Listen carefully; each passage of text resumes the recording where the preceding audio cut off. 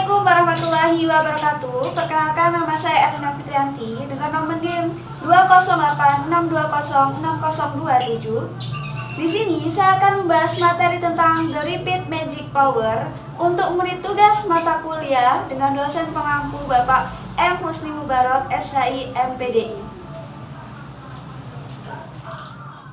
Doa merupakan suatu keinginan atau suatu permohonan yang bersifat baik terhadap Allah Subhanahu wa Ta'ala.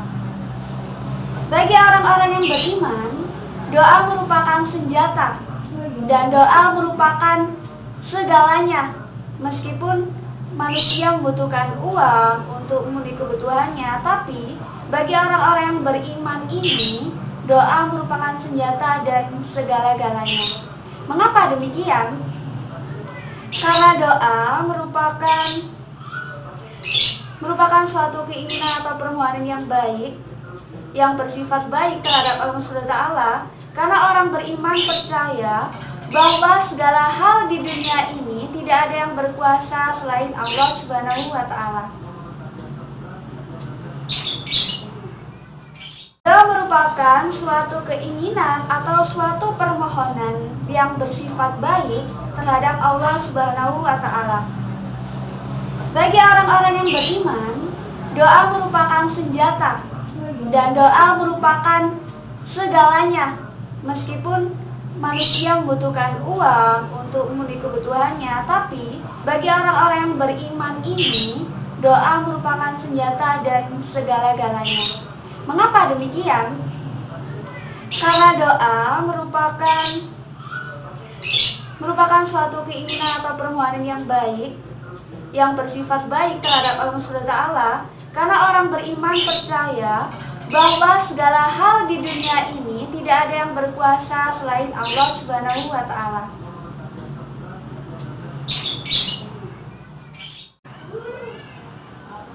Jadi bagaimana kriteria doa yang bisa menghantarkan kepada terkabulnya doa? Baik, di sini ada kriteria syarat-syarat berdoa agar doanya terkabul. Yang pertama yaitu tunduk, yang kedua tawadu, khusyuk, dan istiqomah. Bisa kita lihat di sini, khusyuk ini dalam artian fokus, tenang. Jadi posisi khusyuk itu ada di dalam otak kita, di dalam gelombang otak kita. Di dalam gelombang otak kita ada 4 gelombang. Yang pertama gelombang beta, gelombang alfa, gelombang theta, dan gelombang delta.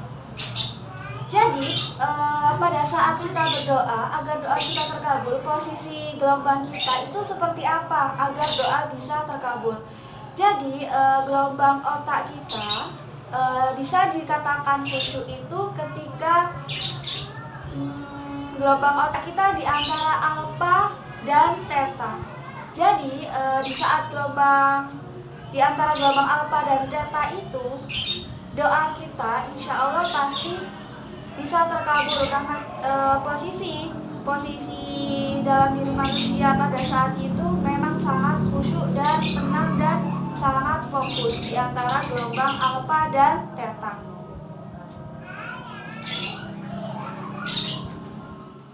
Baik, sedikit saya jelaskan gelombang beta, yaitu gelombang ini menjadi dominan pada saat seseorang sedang berada dalam kondisi terjaga atau biasa kita anggap sebagai kondisi sadar penuh, di mana seseorang dapat menjalani aktivitas sehari-hari yang menuntut logika atau analisa yang tinggi. Baik, gelombang yang kedua yaitu gelombang alfa. Gelombang ini berfungsi sebagai penghubung pikiran sadar dan bawah sadar. Di sini, alfa juga menandai keberadaan seseorang dalam kondisi hipnotis yang ringan. Baik, gelombang yang tiga yaitu gelombang theta. Kondisi ini bisa dikatakan di mana seseorang hampir tertidur dan orang tidur yang disertai mimpi juga masuk dalam kategori ini, atau bisa disebut meditasi dalam. Jadi bisa disimpulkan khusyuk di sini dilihat dari kondisi manusia ini terletak pada antara gelombang alfa dan gelombang theta.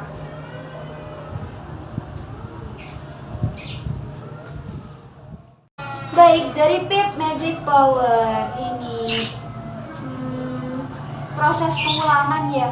Proses pengulangan ini dapat kita analogikan seperti ada sebuah batu yang setiap harinya ditetesi oleh air setiap hari secara terus menerus, dan proses pengulangan suatu saat nanti di waktu yang tepat batu itu pasti akan berubah. Itu sama saja dengan proses pengulangan doa yang kita panjatkan setiap harinya, diulang-ulang secara terus menerus, dan di waktu yang relatif lama, insya Allah doa itu pasti akan terwujud di waktu yang tepat menurut Allah Subhanahu wa Ta'ala. Sehingga dari proses pengulangan dari Pit Magic Power ini, proses pengulangan secara terus menerus akan menimbulkan mindset di dalam otak kita. Menimbulkan mindset, kita harus mengarah ke depan, kita harus lebih baik lagi. Jadi kesimpulannya dapat disimpulkan bahwa Allah Subhanahu wa Ta'ala tidak akan mengabulkan doa hamba sampai ia siap dan layak untuk menerima doa tersebut. Jadi intinya kita doa sambil memperbaiki diri kita, melangkah ke arah yang lebih baik agar kita siap ketika doa itu memang diwujudkan oleh Allah Subhanahu wa Ta'ala kepada kita. Baik, pada saat kelompok saya presentasi dahulu, itu dari teman-teman ada pertanyaan, kenapa sebelum kita melakukan doa itu kita diharuskan bersolawat terlebih dahulu. Baik, kenapa kita harus bersolawat terlebih dahulu sebelum kita berdoa? Ini bisa kita analogikan, diibaratkan HP ini adalah kita. Kita mau mengirimkan SMS nih kepada seseorang, kita memerlukan apa?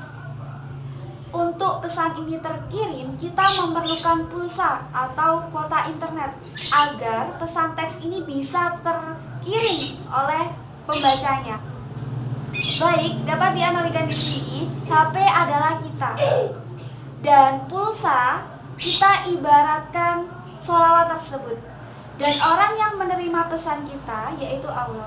Maka dapat kita analogikan, kalau kita tidak punya pulsa, apakah pesan itu akan tersampaikan oleh pembaca? Nah, jadi sholat itu penting sekali ya untuk perantara kita agar doa kita itu bisa terkabulkan lewat sholawat tersebut.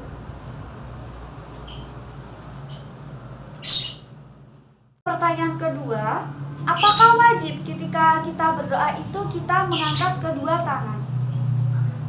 Baik, jawabannya tidak wajib karena tidak semua doa diharuskan mengangkat tangan. Seperti contoh saja, doa yang tidak diharuskan mengangkat tangan yaitu doa ketika kita masuk ke kamar mandi. Jadi doa ketika masuk kamar mandi kita tidak perlu mengangkat tangan, gitu. Jadi hukumnya tidak wajib, tetapi doa permintaan semuanya memang disunahkan untuk mengangkat tangan. Pernah mendengar kenapa orang yang terzolimi itu doanya sangat dahsyat dan dapat dikabulkan saat itu juga? Oh iya, kenapa ya orang yang terzolimi itu doanya sangat dahsyat, doanya bisa dikabulkan? Nah, karena posisi orang yang terzolimi atau tersakiti tersebut di dalam otaknya dia sangat khusyuk saat berdoa. Karena sudah sangat tersakiti dan sangat terzolimi, orang tersebut berdoa, melontarkan kata. Nah, kata-kata tersebut bisa saja dikabulkan oleh SWT.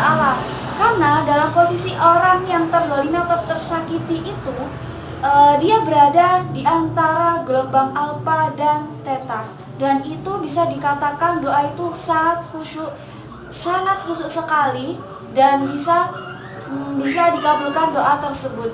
Makanya hati-hati saja kalau kalian menyakiti seseorang. Seseorang itu pasti akan berdoa yang jelek-jelek untuk kita, dan bisa jadi doa tersebut bisa terwujud saat itu. Maka kita harus berhati-hati, kita harus menjaga lisan dan perbuatan kita agar tidak menyakiti sesama manusia.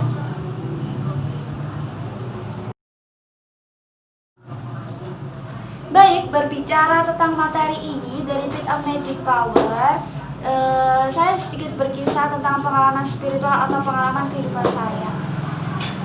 Dari Pick Magic Power, materi ini sangat mengingatkan saya pada masa lalu, dimana masa-masa itu ketika saya sebelum lulus SMA, masih di bangku SMA, tepatnya kelas 3 SMA. Nah, kelas 3 SMA itu sudah saya rencanakan planning mau kemana, bekerja dulu atau langsung kuliah. Saya berpikiran saya ini bekerja sambil kuliah. Tapi di saat itu saya mendaftarkan tes di salah satu universitas lewat SNMPTN waktu itu. Dan saat pengumuman kelolosan, dan entah kenapa di dalam hati saya sangat bergembira sekali karena tidak lolos di tes tersebut. Mungkin saat itu sangat terpuruk-puruknya, sangat menyedihkan sekali menurut saya, karena saat masa itu faktor ekonomi melanda. Dan saat itu ketika ijazah sudah keluar, surat keterangan lulus sudah keluar semuanya, saya memutuskan untuk mencari kerja terlebih dahulu, tidak berkuliah terlebih dahulu. Saya mencari kerja pada saat itu, saya mencari kerja dengan bermodalkan nebeng sama teman saya. Saat itu saya belum punya sepeda motor sendiri. Dan sana sini saya selalu koordinasikan sama teman saya. Kamu ngelamar di sini nggak? Di sini ada lowongan loh. Ayo kita coba aja gitu. Ya udah, ayo besok jam berapa? Jam 8. Oke, berangkat gitu. Berangkat, kita ngelamar di salah satu PT yang cukup besar di daerah saya, dan kita menjalani tes bersama. Dan di situ tidak rezeki saya tidak lolos pada saat tes tersebut dan saya ditolak. Baik, saya dan teman saya sama-sama ditolak. Padahal sebelumnya saya sudah berusaha, sudah berdoa, ya Allah saya pengen masuk itu karena tujuan ini saya harus masuk di PT tersebut. Tetapi rencana Allah lebih indah dan lebih baik ya. Jadi saya memutuskan sama teman saya, coba ngelamar di salah satu instansi kesehatan. Baik, saya sama teman saya perjalanan mengirim lamaran kerjaan tersebut di salah satu instansi kesehatan di dekat rumah saya juga. Saya mengirim lamaran, saya di situ tidak berdoa sama sekali, saya cuma iseng ikut teman saya, ya sudah gitu. Dengan niatan saya pengen nyari kerja gitu. Saya sudah semoga saya diterima gitu. Tapi ketika saya menaruh lamaran tersebut sama Pak Satpamnya dan teman saya, Pak saya mau nitip lamaran ini. Iya Mbak, nanti tunggu kabaran dulu. Baik, saya tunggu 1 minggu, 2 minggu. Akhirnya tepat di hari 2 minggu tersebut, pihak instansi tersebut menelpon saya. Halo, dengan Mbak Ana Fitrianti. Iya, Mbak bisa ikut ujian tulis dan ujian wawancara di salah satu instansi tersebut. Wah, saya sangat bahagia karena tujuan saya ketika melamar di tersebut, saya tidak memuatkan diri karena saya sudah terpuruk karena tidak dipatahkan oleh ekspektasi saya ketika saya melamar di salah satu PT yang cukup terkenal. Kok saya ditolak? Kok ini malah di instansi kesehatan dengan di bidang yang berbeda. Saat SMA, saya SMA IPA dan saya dihadapkan dengan tes tulis yang mengarah ke situ. Saya agak bingung. Dan ternyata saya menjalani tes tersebut, ternyata di dalam tes tersebut tidak menyebutkan tentang soal biologi, kimia, tidak. Di situ soalnya soal matematika dan soal perhitungan lainnya ya. Nah di situ saya meyakinkan diri saja, semoga gitu. Kalau rezeki emang enggak kemana gitu. Kalau di waktu yang tepat ya Allah pasti mengabulkan doa, kamu mendapat pekerjaan, entah itu pekerjaan apapun. itu insya Allah saya pasti akan menerimanya gitu. Saya sudah melalui tes tulis, tes wawancara, dan alhamdulillah ditunggu kabarannya gitu. Pihak ARD-nya menelpon saya pagi-pagi. Pas waktu itu dalam posisi keadaan lagi berpuasa, puasa Ramadan saat itu. Pagi-pagi setelah subuh saya di-calling dengan Mbak Erna Fitrianti. Iya, selamat ya Mbak keterima di instansi tersebut gitu. Mbak bisa kerja mulai hari Senin, berpakaian ini itu gitu. Dan saya calling sama teman saya gitu, kamu keterima nggak gitu? Enggak, saya dapat telepon enggak gitu. Kok bisa? Saya di situ sangat berterima kasih kepada teman saya, dan saya sedikit nggak enak gitu perasaan saya. Kok kamu nggak keterima, saya yang terima, bukannya yang paling niat ngelamar di instansi kesehatan tersebut kamu ya. Saya minta maaf ke teman saya, maaf ya kalau misal aku yang keterima gitu. Mungkin udah rezekinya masing-masing gitu. Saya sangat senang sekali gitu, sangat senang sekali saya diterima dengan nota biasanya saya hanya lulusan SMA fresh graduate. Saya belum ngerti apapun tentang pekerjaan itu, dan menurut saya itu pekerjaan yang memang sangat diidam-idamkan oleh teman saya gitu. Lambat laun saya lagi setahun, dan itu saya berpikiran lagi untuk melanjutkan studi saya gitu, melanjutkan cita-cita saya yang saya inginkan sambil kuliah. Jadi doa tersebut, ya saya pengen kerja sambil kuliah, saya ucapkan setiap harinya di dalam doa saya.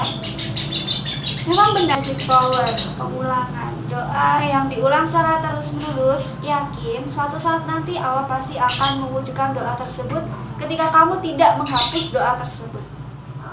Itu saya tidak pernah menghapus doa tersebut. Dengan materi ini yang saya juga, dengan teman-teman yang membantu saya sering merepotkan teman-teman saya nebeng sana sini, dan alhamdulillah saya keterima dan menjalani itu, dan menabung sedikit demi sedikit untuk memenuhi kebutuhan saya dan menyisihkan uang tersebut untuk mendaftarkan kuliah di tahun depannya. Dan alhamdulillahnya doa itu terwujud saat ini. Saya tidak pernah menghapus doa tersebut, dan Allah mewujudkan doa tersebut di waktu yang memang sangat tepat. Doa itu terwujud, saya berhasil kuliah sambil bekerja, dan doa itu terwujud hari ini. Sangat alhamdulillah sekali. Memang benar, saya sudah membuktikan bahwa proses pengulangan doa tersebut diulang secara tidak pernah dihapus. Alam besar kita, insya Allah doa tersebut akan diwujudkan oleh Allah SWT di waktu yang tepat. Itu menurut pengalaman spiritual atau pengalaman saya tentang materi. Semoga dalam video motivasi, dan semoga video ini bermanfaat bagi semuanya. Dari kisah saya, dan saya sudah membuktikan materi. Alhamdulillah sekali, subhanallah, pada hambanya yang mau istiqomah. Baik, cukup video dari saya tentang materi dari Pit Magic Power. Semoga bermanfaat. Al-Hidayah. Wassalamualaikum warahmatullahi wabarakatuh.